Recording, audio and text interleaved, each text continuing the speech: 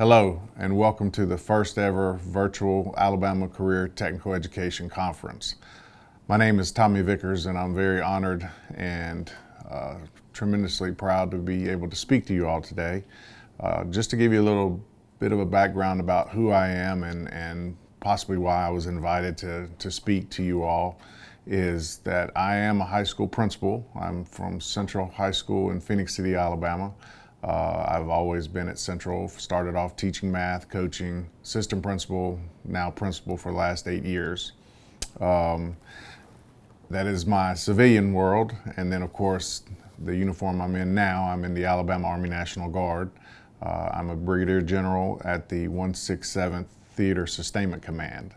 We are a logistics headquarters for Southcom out of Miami, and we are responsible for all logistics in Central South America. We also work for Army South out of San Antonio. So prior to COVID, I did a lot of traveling, and it's been very exciting to be in this role as the Deputy Commander.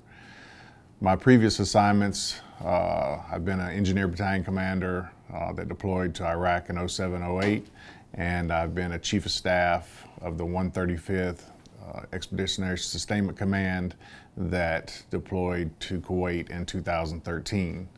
My next assignment will be to become the commander of the 135th ESC in Birmingham beginning in January. My commissioning source was through Officer Candidate School at Fort Benning.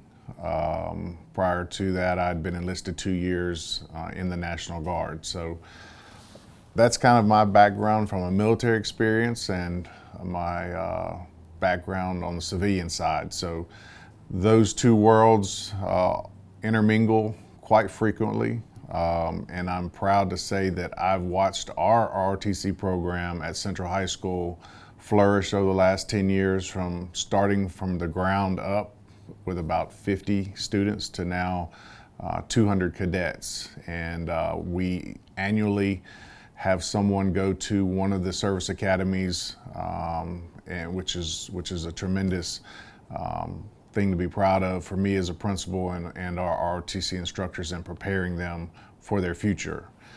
So a couple topics I've been asked to speak on. One is the importance of career tech education, period. I can't say how important it is for me as a principal to know that we have a career technical education program that touches probably 70% of our student body. We have everything from culinary arts to automotive to IT to, of course, ROTC, masonry, carpentry, television productions, engineering. It's a huge part of our elective program. Matter of fact, other than athletics and fine arts, career tech is where we put the emphasis on most all of our electives. I deeply believe that the state superintendent's goal of every student graduating with a college and career readiness indicator is critical, and something that we believe wholeheartedly in at Central High School.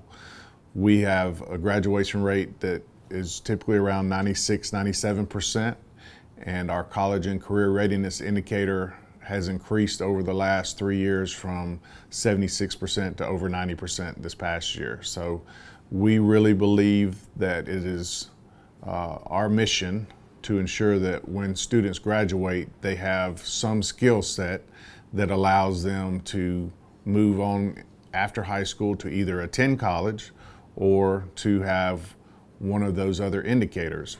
And of those indicators, we do a tremendous amount of credentialing through Career Tech.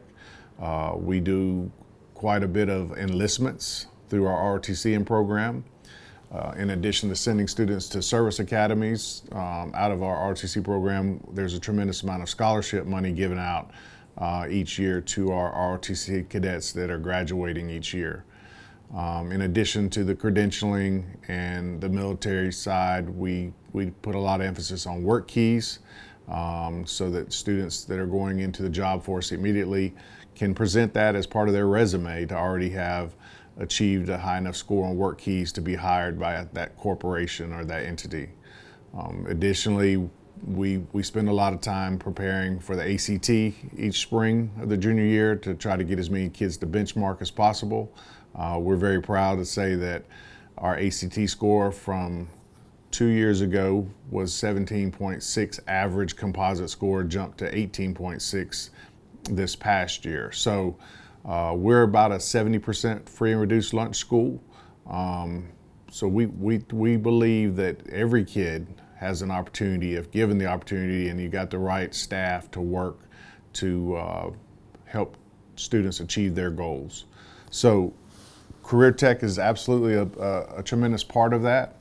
We take pride in the fact that those students that stay in the Career Tech, some type of field for 3 or 4 years, can immediately go out and work for a restaurant coming out of our culinary arts program, begin cutting hair coming out of cosmetology, go work for Total Systems, which is a major company in Columbus that we partner with, so that as our students are graduating with the credentials from JavaScript or C++, that they can go immediately work for that company and start off making $50,000, $60,000 a year. So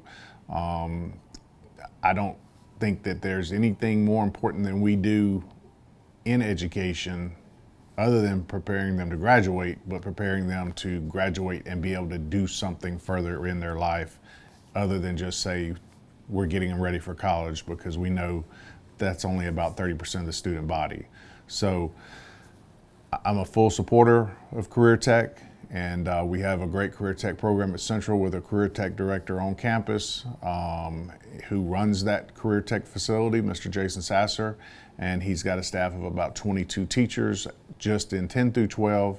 But we start Career Tech down in the junior high level, so he oversees that all the way down to the 7th grade level. So he kind of has oversight of approximately 40-something teachers. So he's looked at as a director for the district. So let's talk about JROTC and its importance. There is no doubt that I believe there's probably no other program that teaches leadership like ROTC. When I see our cadets conducting physical fitness training being led by students, when I see them conducting inspections being led by students, you can't develop better leadership skills than putting them in a position to be in front of other students and have them demonstrate the skills and teach them the skills necessary to be an effective leader. And the key part of that is an effective leader. The days of ruling with an iron fist don't exist in the military profession anymore. It is a collaborative effort. You have to have people that can effectively communicate. You have to have people that can be willing to listen, because the whole organization is going to be better when we all have the same common goal and we all know what we're trying to achieve to get to that goal. In ROTC, it's the same way. Those students that are put in leadership positions, they understand to get there the things they had to do to get that promotion. And what I love seeing is promotion ceremonies being held while the 9th graders are there observing it, so they can see these are the things, this is the standard that has to be achieved in order to get promoted and be able to put in those leadership positions. So I can't think of another program that does more as far as teaching leadership skills and showing students, giving them the opportunities to be put in leadership positions. So that's number one on my list of the importance of ROTC. Number two is the opportunity for team building activities.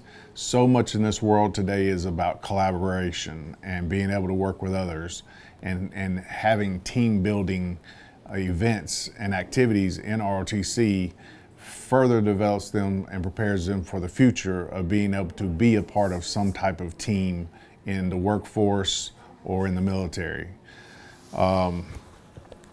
That's number two on the list. Number three is the importance of self-awareness and appearance.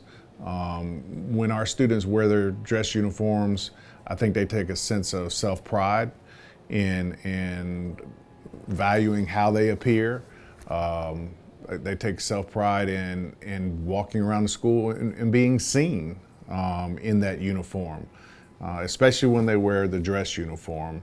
That really, you can see there's just kind of more of a pep in their step, and their shoulders are held high, and teachers frequently say, complimentary things to them about how well they look or how sharp they look, and I think that gives them some self-confidence that so many teenagers are lacking nowadays, because they may not be getting that at home, that self-confidence from hearing positive things at home. There's a lot of things they're hearing at home that is a lot of negative things.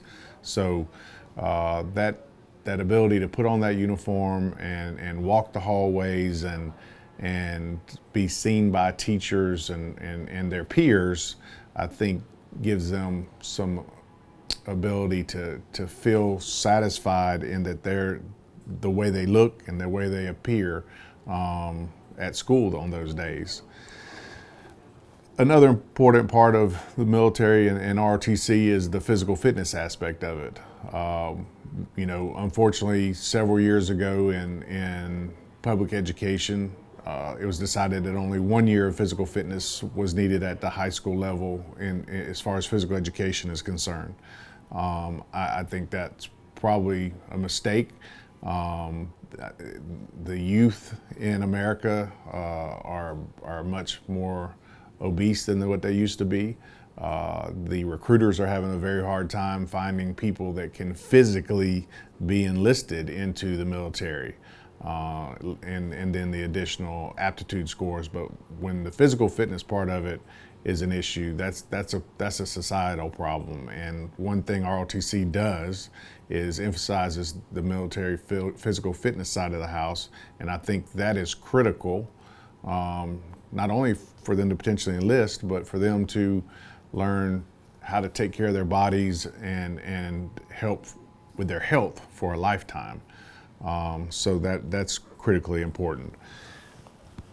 ROTC to me is a tremendous resume builder for those students, whether they go into the military or not. Coming fresh out of high school and having a resume that you can put on there that you were the battalion commander of your ROTC unit, or you were the executive officer, or that you served for 4 years in ROTC and achieved this status. That's an eye catcher for someone who's looking at hiring somebody fresh out of high school who may not have a tremendous resume just because they're a teenager. Putting that on their resume, and most people know that if they've been in some type of ROTC program, then it's connected to the military, and then there must be some discipline involved with this individual and some work ethic and leadership skills. So that may be somebody that will have a step in front of other people who do not have that coming straight out of high school. And then, of course, the obvious, the future success that ROTC sets them up for when they actually decide to join the military. Having just the basic fundamentals of marching and drill and ceremony and certain terminology, the lingo that we speak, it gives them a leg up, in addition to enlisting with a higher rank going in. There's a monetary advantage there. So I don't think that can be understated as important if that is the goal of somebody who wants to actually join the military. So those are some critical points I think that are game changers to be in the ROTC program. I know you all as instructors probably would even expound upon those even more areas than what I've touched on, but those are the ones that I see as a principal that are essential in helping students develop in our ROTC program. I as a principal appreciate and want every student to belong to something. We know that we're going to have a much better chance of somebody graduating if they're a part of some organization, whether it's band, drama, athletics, and ROTC at Central with 200 cadets, that's a big part of our high graduation rate, to be honest with you. When you have other adults other than just parents that are involved in making sure that they're doing their classwork and they're not getting in trouble and they're coming to school, it takes the village to raise a child, and when they're part of an organization like ROTC, that's a tremendous village to be a part of. So I appreciate what all you do as instructors to make sure that the students are doing what they're supposed to do at school. I look at my ROTC instructors as an extension of the administration. I see them in the hallways. I see them in the cafeteria back when we ate in the cafeteria. But they're present.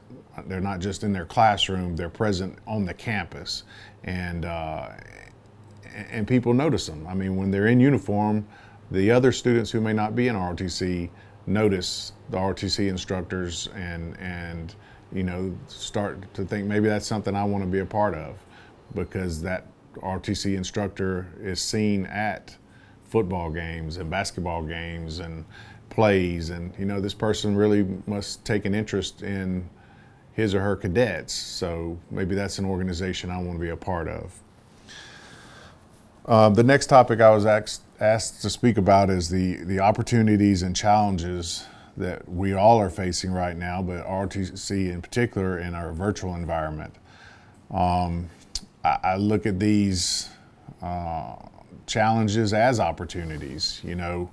We have a chance, and we're doing it every day in teaching our students how to communicate worldwide through the different types of capabilities that we have to use being virtual, whether that's through Google Meets or Zoom or other platforms that we're using across the state right now to host class and have collaborative discussions virtually is not something new for the military. Ever since we've been in war, since 2000, we've all been on teleconferences, we've all been on VTCs, we've all used Tambergs to communicate from different parts of Iraq to other parts of Iraq, or back to CONUS, or if you're in Afghanistan.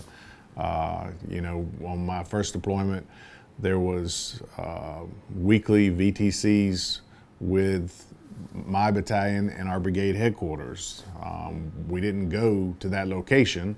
You had VTCs, and same thing in 2013 in Kuwait when we were the ESC working for the first TSC, who was CONUS. It's an opportunity to say, hey, this is something you're doing now in class that we've been doing in the military for a while, and that won't change because units will never be co-located together. They're going to be spread out, and you have to have the ability to communicate and get an understanding of still being able to collaborate and still be able to get the mission done. So challenges, yes, but opportunity to help them grow and potentially something that they'll be utilizing in the military like we all have and we're still doing.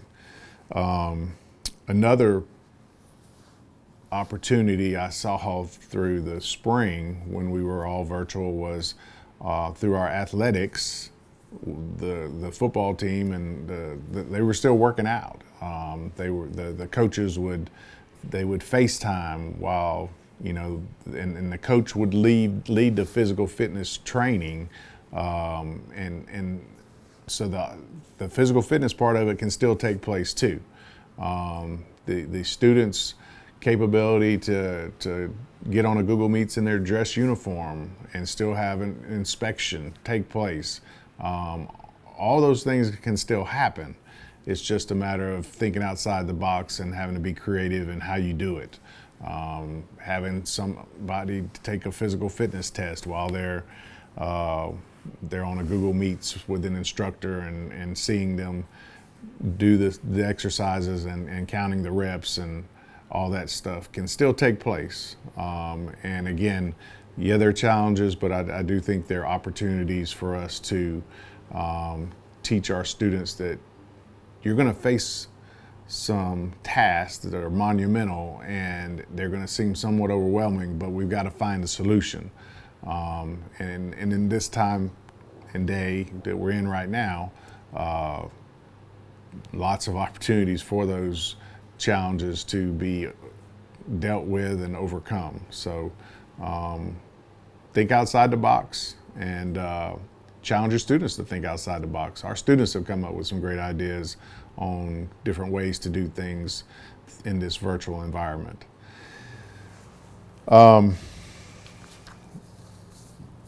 So another thing that I think is important for ROTC instructors is I think it's critical that you sell your program. Whereas we would all love for every student to just want to come be a part of something, I think you as instructors can do your part in selling your program.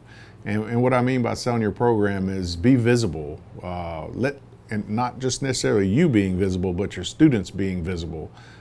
Presenting the colors at different events. Our color guard is constantly being asked to present the colors at various ceremonies, and we always take advantage of getting out there in the community and being visibly public to the public. I think that's critical. It shows, it gives confidence in the community that the youth are going to be able to continue to make this country what it is, and a great place to be. So it also gives your students confidence to be out there in public in front of other people other than just the people around the school. The students being out and even simply just presenting the colors in front of football games, at inaugurations, at parent meetings, at PTA meetings, any time that there's a gathering. Number one, we ought to want to present the colors at that gathering so that we can continue to instill a sense of patriotism in the community. But number two, to get our students out there in front of people. Those same people who are seeing them are the same people who may be offering them a job and will remember, hey, yeah, I remember seeing you present the colors at this event or that event. And selling your program to get more students involved in ROTC. I don't, in a perfect world, I wish everybody had to do a couple years of service after high school just to understand and appreciate the military. But I think over the last, 18, 19 years, there's been a greater appreciation of the military than maybe it was, several years ago. I would always ask, your principal, anytime you're doing any type of promotion ceremonies, anytime you're doing some type of inspections, or you've got a regional commander coming in for the regional inspection, invite your principals, invite your superintendent, invite local dignitaries. Once we get to the point where we're bringing people back on campus who are not Board of Education employees. And they may not be able to come every time. They may only be able to come once a year, just depending on how busy their schedule is. But they will appreciate, they get a sense of fulfillment, seeing those students in those uniforms, performing those inspections or drilling ceremony or any of that. It gives you chill bumps as a principal or as a superintendent to see it. A couple of examples, we had the opportunity for the state superintendent to come visit our school system, and then we also had the opportunity for Congressman Mike Rogers to come on a different date. The first thing we did was, they were touring other schools, but I had the entire ROTC battalion in dress uniform, in formation, in front of the school. And as each of those individuals drove up, the commander greeted the dignitary And at the end of them seeing the entire school system, the first thing they wanted to talk about was how they got chill bumps and how impressed they were to see that group of teenagers dressed in dress uniform, and what a sense of pride it gave them to know that we have that capability at the high school level to impact students, to give them the confidence to wear that uniform and the sense of patriotism. I don't think that we can state how important instilling that sense of patriotism into our schools and into our student body is in today's world. You've got students that may not want to stand for the pledge or may not want to say the pledge for whatever reasons. But when they see their classmates and their peers in uniform standing and proudly saying the pledge, or standing for the national anthem at different events and paying respect, I think that can have an impact. It can influence those that may not, for whatever their reason may be. We need that patriotism to continue that we've had over the last 200 plus years to continue to grow it in order for our country to be successful. If we don't continue to promote the patriotism and the importance of our history and the importance of honoring the reverence of those that served before us and that those that paid the ultimate sacrifice and gave their lives, I think we will be in great jeopardy in our country if we lose sight of that. If we lose sight of the people who laid the foundation for us and our successes and being one of the greatest countries in the world today. I think it's critical that our youth understand why does the military exist, and what is our roles and responsibilities as far as our duties in the military. And in ROTC, that's something that we need to be teaching about.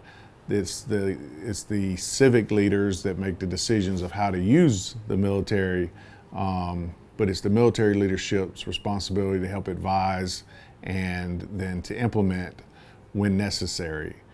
And from a National Guard perspective, I think it's great for our students to know that there's the different types of branches, and whether you're an Army or ROTC or Navy or Marine, I think it's good to let students understand the roles and responsibilities of each one of those organizations, and then how they work jointly so much more today than we used to, and what opportunities are out there for them.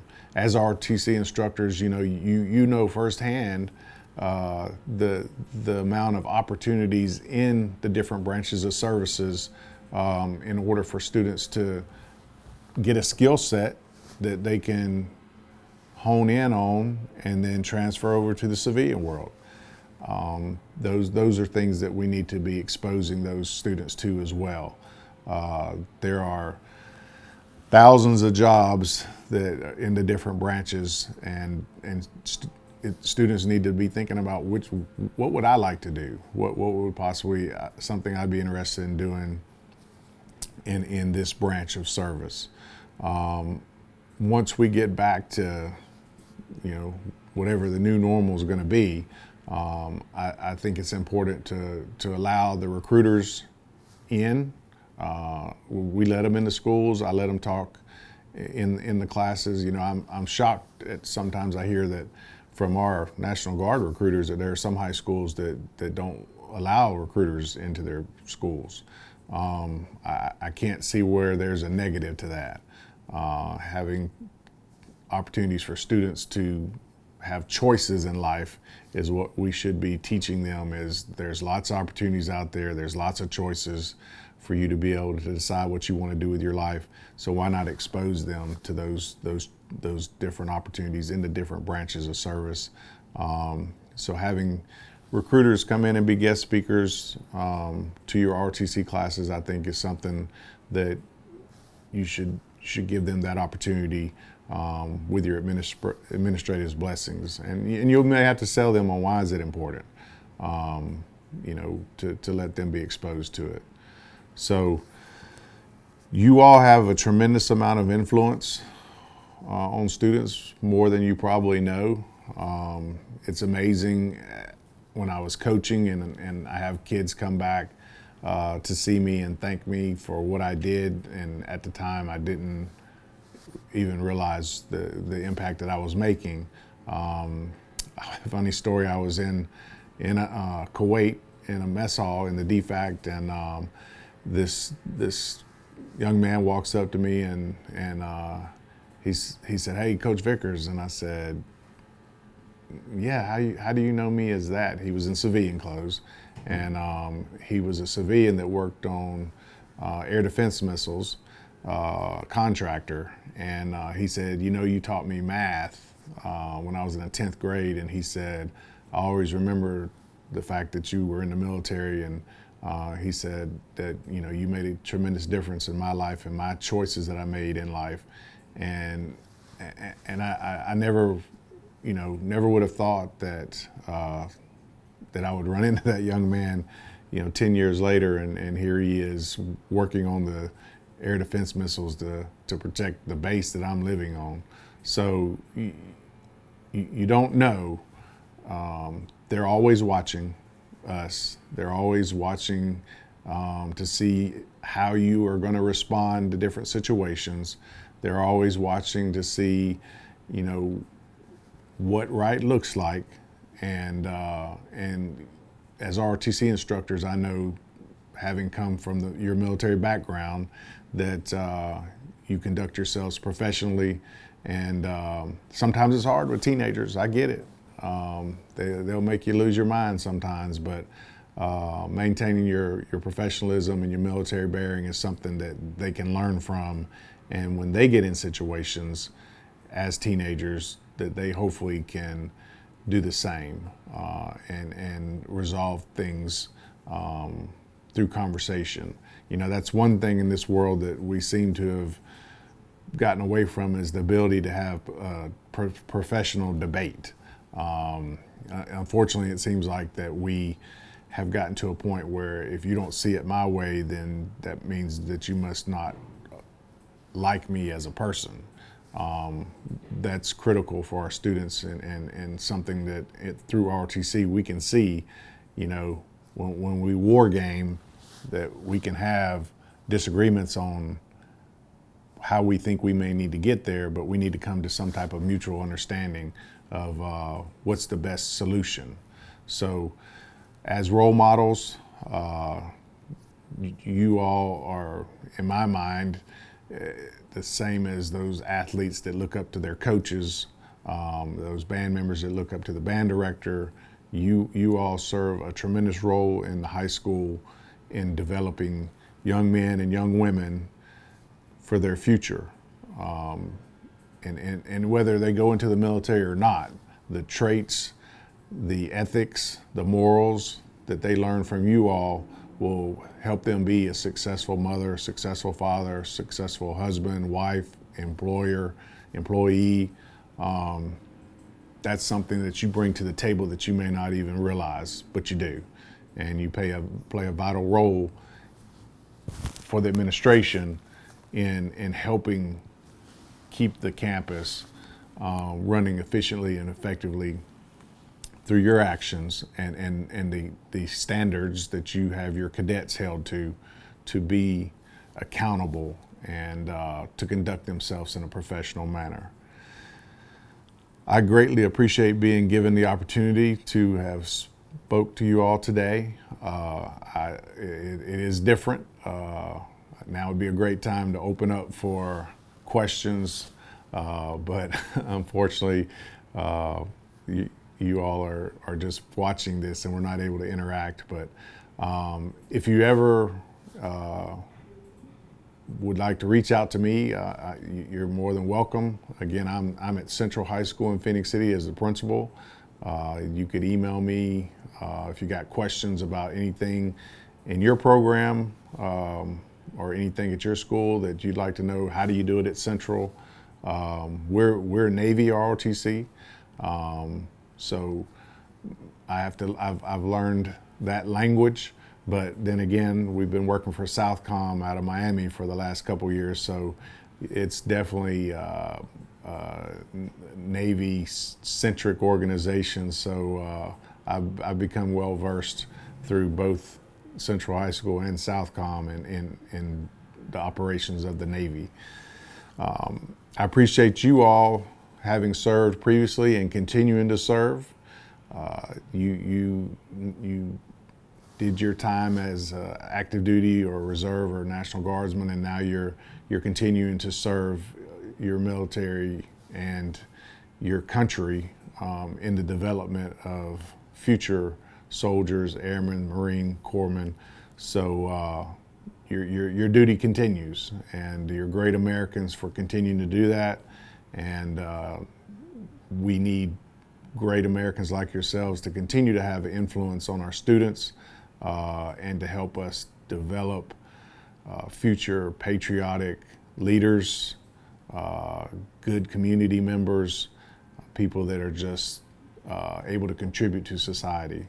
So I thank you for your continued service, and may God bless each and every one of you, and may God bless America. Thank you.